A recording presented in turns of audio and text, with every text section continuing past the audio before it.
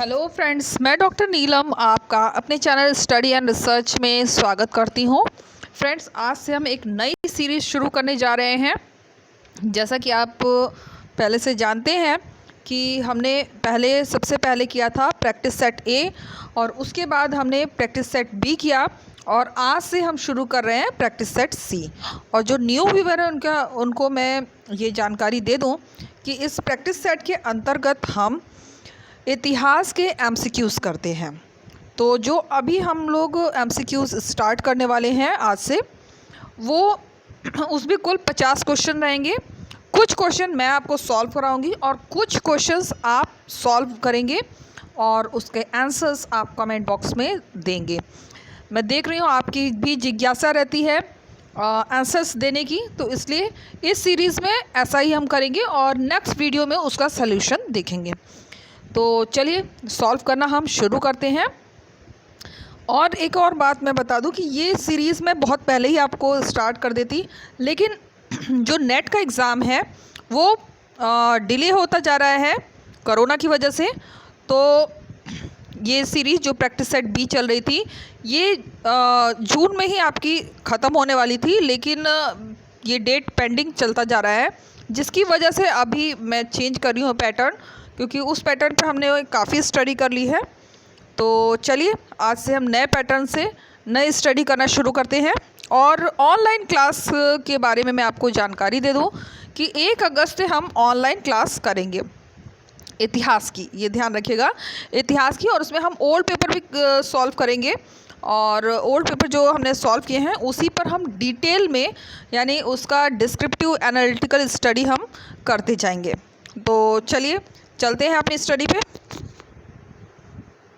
इस तरह का वीडियो पसंद आता है तो लाइक शेयर सब्सक्राइब करें। सब्सक्राइब करने के बाद बेल आइकन की घंटी को ज़रूर प्रेस कर लें, ताकि इस तरह का वीडियो मैं जब भी अपलोड करूं उसका नोटिफिकेशन आसानी से आपको मिल सके। तो फ्रेंड्स, हम आ गए हैं क्वेश्चन पेपर पे। आज थोड़ी लाइट की प्रॉब्लम है, इसलिए थोड़ा सा लेट भी आज हो गया है। चलिए सॉल्व करते हैं। और एक और बात, आप कमेंट करके मुझे ज़रूर बताइए कि जो 1 अगस्त को मैं क्लास शुरू करने वाली हूँ, तो मैं इवनिंग की क्लास ही दूंगी, तो उसमें टाइमिंग क्या रखा जाए। तो आप जिस टाइम पे कंफर्टेबल हो मुझे कमेंट में कमेंट करके आंसर ज़रूर दें। तो चलिए देर ना करते हुए अपने क्वेश्चन पेपर को सॉल्व करते हैं। यहाँ कुछ क्वेश्चन मैं आपको सॉल्व कराने वाली हूँ और कुछ क्वेश्चन आपके लिए छोड़ने वाली हूँ। तो सबसे पहला क्वेश्चन आता है, पुष्यमित्र शुंग ने अश्वमेध यज्ञ किए थे, इस तथ्य की जानकारी प्राप्त होती है। तो इस तथ्य की जानकारी हमें प्राप्त होती है महाभाष्य से। ऑप्शन बी हमारा यहाँ पे करेक्ट होगा। नेक्स्ट क्वेश्चन है, ब्राह्मण साहित्य में सर्वाधिक प्राचीन है, तो क्या सबसे प्राचीन है? तो सबसे जो प्राचीन आता है वो आ जाता है ऋग वेद, या वेद कह सकते हैं, इसमें वेद का ऑप्शन है तो हम वेद टिक करेंगे। नेक्स्ट क्वेश्चन है क्वेश्चन नंबर 3, निम्नलिखित में से किस वेद में 10 मंडल, 1028 सूक्ति तथा 10,580 ऋचाएं हैं? तो ये सब हमको मिलता है ऋग्वेद में। ये हम अगर आपने पिछले प्रैक्टिस सेट सॉल्व किए होंगे तो आपको ये आंसर्स इजीली मिल भी रहे होंगे। नेक्स्ट क्वेश्चन है क्वेश्चन नंबर 4, उत्तर वैदिक कालीन भारत के पारिवारिक, सामाजिक तथा राजनीतिक जीवन के विषय में विशद जानकारी प्रदान करता है। तो कौन प्रदान करता है? इसमें ऑप्शन हमारा हो जाएगा अथर्ववेद। ऑप्शन सी हमारा यहाँ पे करेक्ट हो जाएगा। गायन विद्या का श्रेष्ठ उदाहरण है, तो ये उदाहरण है सामवेद। ऑप्शन सी हमारा करेक्ट हो जाएगा। कठक, कपिटक, मैत्रेयणी, तैत्तिरीय, वज्रस्नेयी निम्न में से किस वेद की शाखाएं हैं? यहाँ प्रोनाउंसिएशन में थोड़ी सी मुझे प्रॉब्लम आ रही है, लेकिन आप स्क्रीन पर देख सकते हैं। तो इसमें हमारा जो उत्तर बन जाएगा किस वेद की शाखाएं हैं, तो ये है यजुर्वेद की। क्वेश्चन नंबर 7, ऐत्रेय ब्राह्मण निम्न में से किस वेद का है? तो ये है ऋग्वेद का। ऑप्शन ए हमारा करेक्ट हो जाएगा। फ्रेंड्स, एक और जानकारी मैं दे दूं। जो कल मैंने पीएचडी टॉपिक रिलेटेड आपको वीडियो प्रोवाइड किया था, उस पर जो कमेंट आया हुआ है, एक कमेंट मैंने देखा था रिव्यू क्लासेस से, तो आपको मैं जानकारी दे दूं। मैं हर जानकारी राइट करके नहीं दे सकती हूं, तो मैं, अगर आप वीडियो देख रहे हैं तो आपको मैं बता दूं कि टाइम टू टाइम यूनिवर्सिटीज़ में एंट्रेंस टेस्ट होते हैं, जिसके माध्यम से आप पीएचडी कर सकते हैं। पीएचडी के लिए किसी तरह के नेट की आवश्यकता पर जोर नहीं दिया जाता है। अगर आप नेट क्वालिफाई हैं, जेआरएफ हैं, तो आपको डायरेक्ट पीएचडी का अवसर मिलता है। और अगर आप नहीं हैं, लेकिन आपके मिनिमम, अगर आप जनरल में आते हैं तो आपके मिनिमम 55% मार्क्स होने चाहिए अगर जनरल कैटेगरी में आते हैं। और अगर आप अदर में हैं तो आपको कुछ सालों का रिलैक्सेशन दिया जाता है, जहां तक 50% जो है, मुझे जहां तक जानकारी, 50% अगर आपका है तो भी आप एंट्रेंस के लिए फॉर्म फिल कर सकते हैं। तो टाइम टू टाइम अलग अलग यूनिवर्सिटीज़ अपने अपने एंट्रेंस एग्ज़ाम कराते हैं, और वो एंट्रेंस एग्ज़ाम अगर आप क्लियर कर लेते हैं तो आपको पीएचडी करने का मौका मिल जाता है। और इसकी जानकारी जो हिस्ट्री पर कहाँ से पीएचडी होती है, मैं टाइम टू टाइम आपको प्रोवाइड करूँगी, तो पेशेंस रखिए। वैसे कई जगह निकला भी था, मुझसे मिस हो गया, लेकिन अब आगे से मैं ध्यान रखूँगी। आपको मैं इसकी संबंधित जो भी जानकारी है वो मैं प्रोवाइड कर दूँगी। चलिए आ जाते हैं। वैसे कोरोना की वजह से बहुत कम ही इस तरह का आ रहा है एडमिशन प्रोसेस, लेकिन स्टार्ट है। वैकेंसीज तो नहीं, लेकिन एडमिशन प्रोसेस इस समय काफ़ी चल रहे हैं। तो मैं जल्द ही आपको जानकारी इस पर, इतिहास से रिलेटेड कहाँ पीएचडी हो रही है, इससे संबंधित मैं आपको जानकारी प्रोवाइड करने वाली हूँ। तो चलिए आ जाते हैं क्वेश्चन पेपर पे। बौद्ध ग्रंथ त्रिपिटक की रचना हुई, तो ये रचना कहाँ हुई? महात्मा बुद्ध के निर्वाण प्राप्त करने के बाद हुई। नेक्स्ट क्वेश्चन है, और इसमें हम कुल 50 क्वेश्चन सॉल्व करने वाले हैं। ध्यान रखिएगा कि कुछ मिक्स जैसे ही क्वेश्चंस आपको मिलेंगे। सुक्त, विभंग, रबंधका परिवार, ये 3 भाग हैं। तो ये 3 भाग हैं किसके? विनय पिटक के। ऑप्शन ए हमारा करेक्ट हो जाएगा। क्वेश्चन नंबर 10, खुद्दक निकाय का संबंध है, खुद्दक निकाय का संबंध है सुक्त पिटक से। क्वेश्चन नंबर 11 है, मनु स्मृति को मानक ग्रंथ माना जाता है। तो मनु स्मृति को मानक ग्रंथ माना जाता है शुंग काल का। ये जो ग्रंथ है, ये शुंग काल का ग्रंथ है। क्वेश्चन नंबर 12, गुप्त युग के विषय में महत्वपूर्ण सूचना प्रदान करती है। तो गुप्त युग के विषय में जो महत्वपूर्ण सूचना हमें प्राप्त होती है, वो प्राप्त होती है नारद स्मृति से। नेक्स्ट क्वेश्चन पे आ जाते हैं, क्वेश्चन नंबर 13। और फ्रेंड्स, जो मैं डिस्क्रिप्टिव स्टडी आपको प्रोवाइड करती थी, आज मैं उसको नहीं ला पा रही हूँ, क्योंकि इसी को बनाने में मुझे काफ़ी लेट हो गया है, तो उसके लिए मैं समय नहीं निकाल पा रही हूँ। तो आज डिस्क्रिप्टिव के लिए आप वेट मत करिएगा, कल देखेंगे। आज केवल यही वीडियो अपलोड होगा। क्वेश्चन नंबर 13, बौद्ध दृष्टिकोण से गुप्त सम्राटों का वर्णन किया गया है। तो गुप्त सम्राटों का वर्णन किया गया है, ये हो जाएगा आर्य मंजूश्री मूल कल्प में। 16 महाजनपदों का वर्णन किया गया है।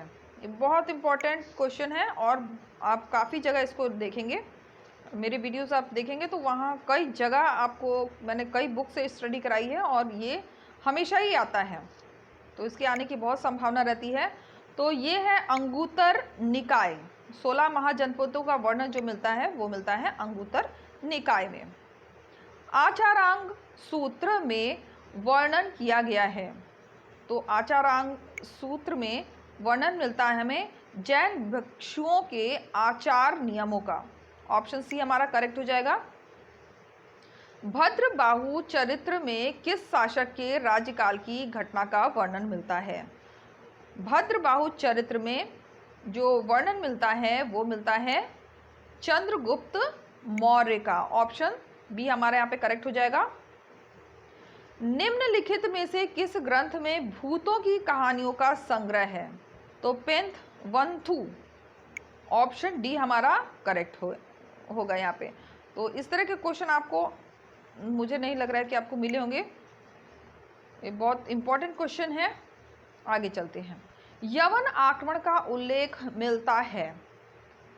तो यवन आक्रमण का जो उल्लेख हमें मिलता है वो मिलता है गार्गी संहिता में। इस तरह का किसका उल्लेख कहाँ मिलता है? ऐसे क्वेश्चंस बहुत बनते हैं नेट के दृष्टिकोण से।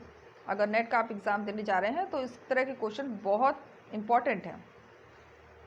क्वेश्चन नंबर 1919, युद्ध का इतिहास, हिस्ट्री ऑफ वॉर के लेखक हैं। तो एरिस्टोबुल्स। ऑप्शन डी हमारे यहाँ पे करेक्ट हो जाएगा। क्वेश्चन नंबर 20, हिस्टोरिका नामक ग्रंथ के लेखक हैं। ये सभी को पता होगा, हेरोडोटस। तो इसमें हमारा रिवीजन भी होता रहेगा सॉरी। तो हिस्टोरिका नामक ग्रंथ के लेखक हैं हेरोडोटस। तो कुछ क्वेश्चन आपके रिपीट आपको मिलेंगे और कुछ बहुत ही नए क्वेश्चन आपको मिलेंगे इसमें। पंच ब्राह्मण किस वेद का ब्राह्मण है? तो ये ब्राह्मण है साम वेद का। ऑप्शन सी हमारा यहाँ पे करेक्ट हो जाएगा। नेक्स्ट क्वेश्चन है,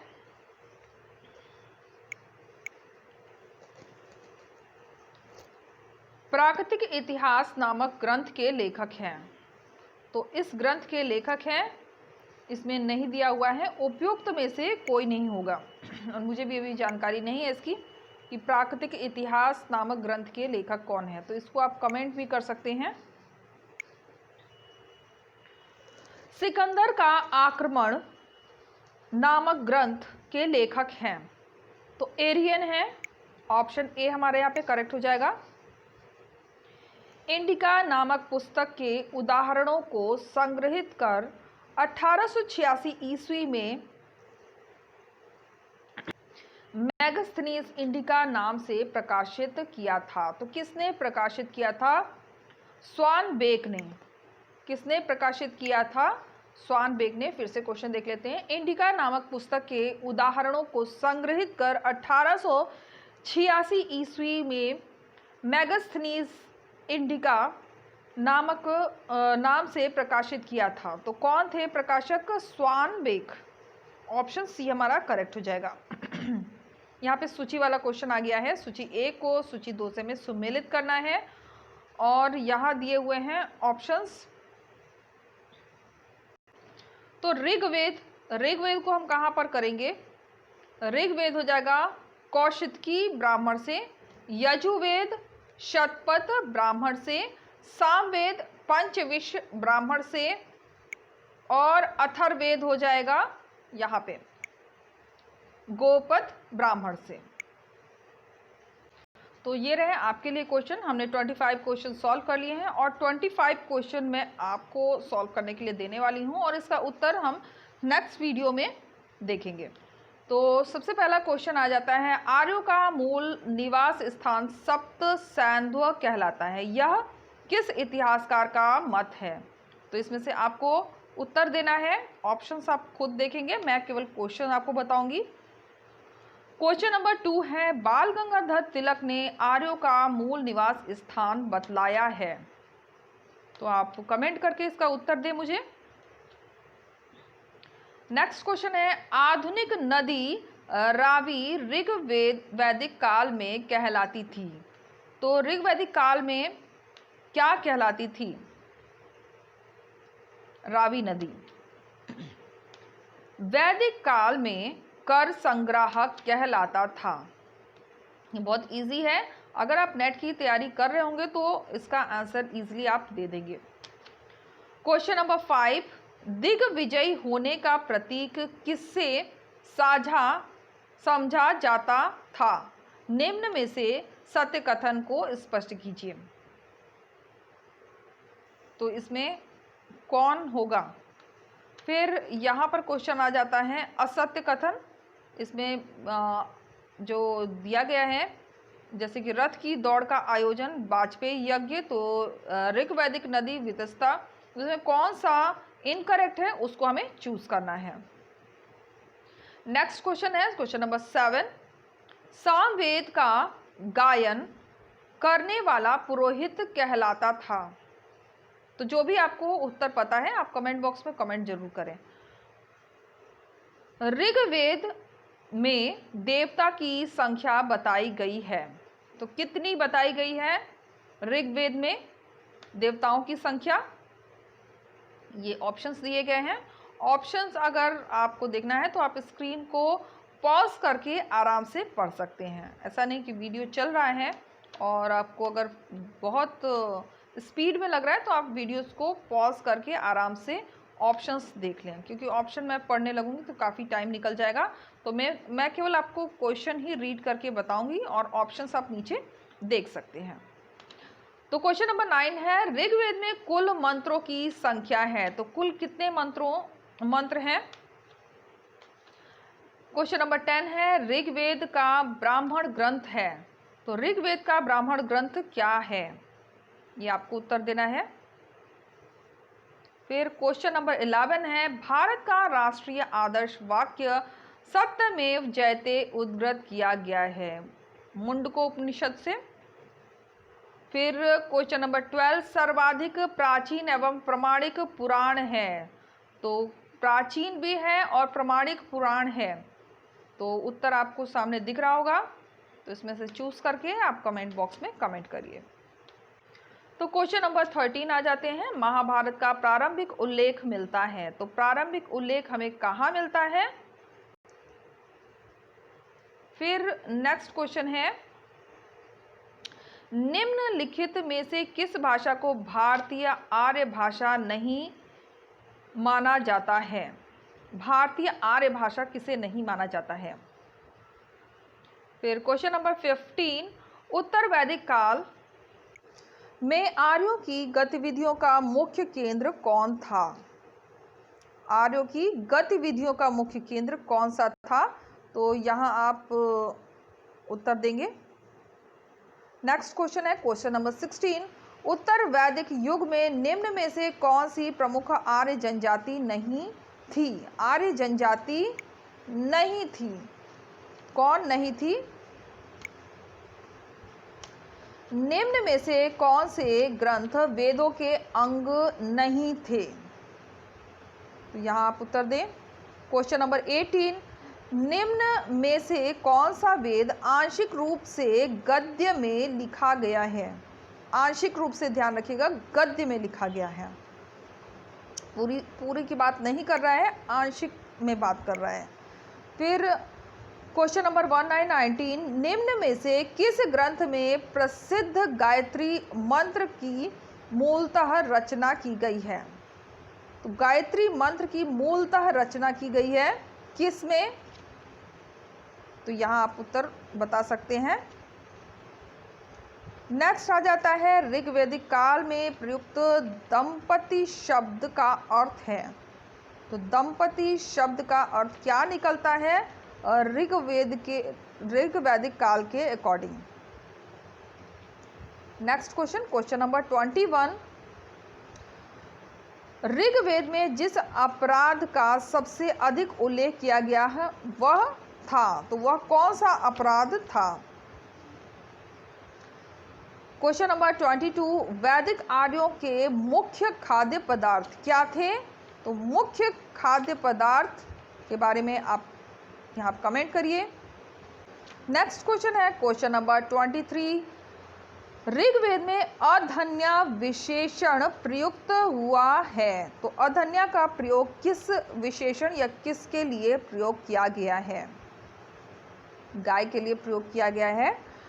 आगे चलते हैं, क्वेश्चन नंबर 24, वैदिक काल में जन शब्द का अर्थ था, तो जन शब्द का क्या अर्थ था?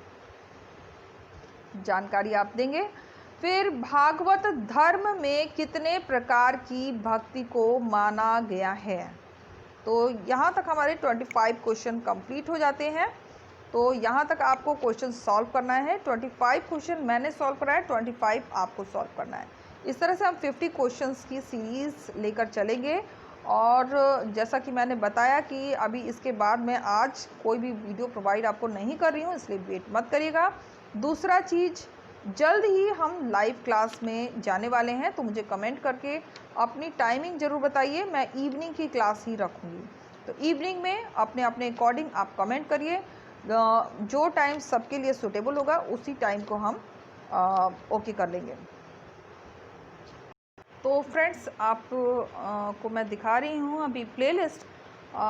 ये जो प्लेलिस्ट बनी है ऊपर आप जो देख रहे हैं कमेंट ऑन रिप्लाई की, मैं आपको जानकारी दे दूं कि जब बहुत ज़्यादा कमेंट्स आते हैं तो उसका रिप्लाई मैं राइट करके नहीं दे पाती हूँ, तब मैं आपको वीडियो के माध्यम से कमेंट और रिप्लाई देती हूँ। अगर आपने कभी कोई कमेंट किया है बहुत पहले के टाइम में, तो अभी तो खैर कम आ रहे हैं कमेंट, तो मैं रिप्लाई आपको कर दे रही हूँ। कभी कभी बहुत ज़्यादा कमेंट आते हैं तो उनके रिप्लाई मैंने सभी के दिए हैं।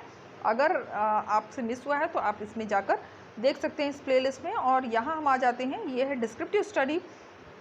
अगर इतिहास को आप संक्षेप में डिस्क्रिप्टिव माध्यम से समझना चाहते हैं तो ये प्लेलिस्ट आपके लिए बहुत काम की है। इसके बाद आ जाते हैं यहाँ पर टीचिंग एप्टीट्यूड सी कैट के ओल्ड पेपर अगर आपको चाहिए, नेट यूजीसी फर्स्ट पेपर जो कि हम सैटरडे को सॉल्व करते हैं, उसकी प्लेलिस्ट आपको यहाँ पर दिख रही होगी ब्लू कलर की। फिर एनसीईआरटी की बुक से मैं स्टडी कभी कभी कराती हूँ, वो प्लेलिस्ट क्रिएट किया हुआ है। और आगे आप देख सकते हैं ये ओल्ड पेपर है। अगर आप हिस्ट्री से प्रिपरेशन कर रहे हैं तो हिस्ट्री के जो ओल्ड पेपर है उसके आधुनिक इतिहास के क्वेश्चन इस सीरीज़ में आपको मिल जाएंगे। यहाँ पे आपको बहुत से काम के वीडियो मिल जाएंगे और इन सभी वीडियोस को देखने के लिए आपको जाना पड़ेगा डिस्क्रिप्शन बॉक्स में, और वहाँ पर प्लेलिस्ट क्रिएट किया हुआ है और लिंक दिया गया है। लिंक के माध्यम से आप इन सभी वीडियोस को देख सकते हैं। तो उम्मीद है कि ये जो सीरीज़ मैंने नई स्टार्ट की है ये आपको पसंद आएगी, और पसंद आता है तो लाइक शेयर सब्सक्राइब ज़रूर करें, और कमेंट करके भी मुझे इसमें आप अपने एडवाइस दे सकते हैं। तो okay friends, take care and bye bye.